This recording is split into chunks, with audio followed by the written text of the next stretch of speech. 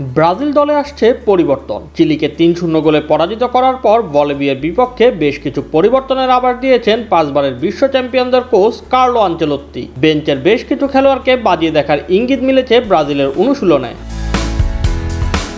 বিশ্বকাপ বাছাইয়ের ম্যাচে বাংলাদেশ সময় আগামী বুধবার ভোরে বলিভিয়ার বিপক্ষে মাঠে নামবে ব্রাজিল। এল আল্টো মিউনিসিপাল স্টেডিয়ামে স্বাগতিকদের মুখোমুখি হওয়ার আগে কোচ কার্লো আনচেলোত্তি অনুশীলনে দল নিয়ে নানান পরীক্ষা নিরীক্ষা চালাচ্ছেন। বিশ্বকাপে চোখ রাখা এই কোচ দেখতে চান কতটা প্রস্তুত তার তালিকায় থাকা খেলোয়াড়রা। ব্রুনো, আলেক্সান্দ্রো ও লুকাস পাকেতা পুরো সময় একাদশের খেলোয়াড়দের সঙ্গে অনুশীলন করেছেন।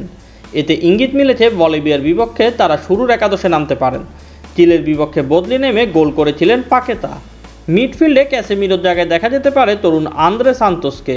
তবে আক্রমণ ভাগ ও রক্ষণ ভাগের লাইন আপ এখনও কিছুটা অনিশ্চিত।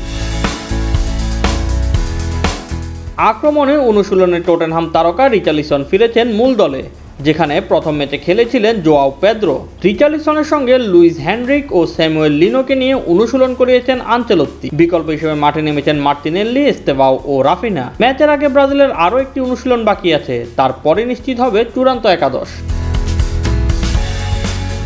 বলিভিয়ার বিপক্ষে ম্যাচটি ব্রাজিলের বিশ্বকাপ বাছাইয়ের শেষ ম্যাচ। এখন পর্যন্ত 17 ম্যাচে 8 জয়ে 28 পয়েন্ট অর্জন করেছে তারা। বিশ্বকাপে খেলা আগেই নিশ্চিত হওয়ায় ব্রাজিলের কোচ কার্লো আনচেলোত্তি এখন দলের সব খেলোয়াড়দের বাজিয়ে দেখে হেক্সা জয়ের মিশনে চূড়ান্ত দল গঠন করতে চায়। Shoaib Shams, BD sports time.